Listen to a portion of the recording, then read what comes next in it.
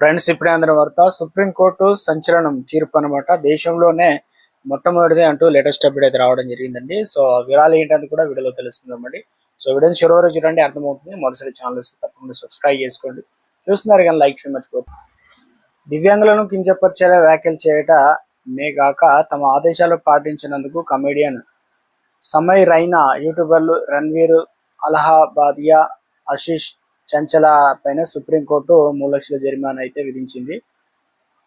India got talent పేరుతో నిర్వహించిన ఓ షోలో సమయమైన స్పెన్సల్ మస్కులర్ అట్రోఫీ అనే వ్యాధితో చికిత్సకు అయ్యే భారీ వ్యయంతో అనుచిత వ్యాఖ్యలు చేశారని, ఎస్ఎంఎస్ఎంతో బాధపడేటువంటి ఓ వ్యక్తిని అపహాస్యం చేశారని సుప్రీంకోర్టు గతంలో ఓ వాజ్యం దాఖలైందనమాట. దీనిపైన విచారణ జరిపిన సుప్రీంకోర్టు ఇకపైన ప్రతి నెలలో 2 సార్లు అయిన తమ షోలో దివ్యాంగులకు, ముఖ్యంగా ఎస్ఎంఏ ఏదైతే బాధితుల విజయగాథలను పరిచయం చేయాలని, ఆ షోల ద్వారా వచ్చే డబ్బులను ఎన్ఎంఏ బాధితుల చికిత్సకు అందించాలని ఆదేశించింది. దివ్యాంగులను కించపరిచినందుకు బేషరతుగా క్షమాపణ చెప్తున్నట్లుగా షోలో ప్రకటించాలని పేర్కొంది. ఆదేశాలకు సమయ్ రైనాతో పాటు ఇతర యూట్యూబర్లు పాటించలేదని పిటిషనర్ సుప్రీంకోర్టు దృష్టికి తీసుకురాగా, దీనిపైన సిజిఐ జస్టిస్ సూర్యకాంత్ సారథ్యంలో త్రిసభ్య ధర్మాసనం మంగళవారం విచారణ జరిపింది. ఆదేశాలు పాటిస్తామంటూ తమకు ఇచ్చిన హామీ ఉల్లంఘించారని, ఇది అహంకారమా తప్ప మరొకటి కాదని సిజిఐ పేర్కొన్నారు. కాగా దివ్యాంగుల గౌరవాన్ని పరిరక్షించడం కోసం